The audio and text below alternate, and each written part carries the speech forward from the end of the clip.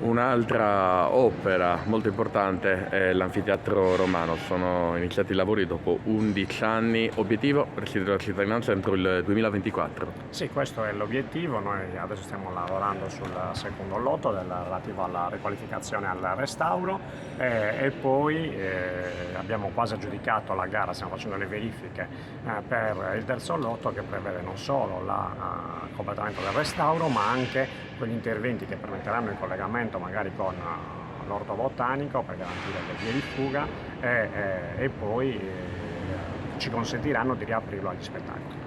Spettacoli, appunto, Sindaco Truzzo, la parola chiave, lei l'ha detto anche in campagna elettorale, lì devono tornare i concerti, deve tornare la musica. Sì, quello è un luogo, diciamo, quello destinato all'arte, alla rappresentazione teatrale, alla musica, è un luogo magico e noi vogliamo riportarlo anche a questo utilizzo, non solo alla funzione museale ma anche all'utilizzo per spettacoli.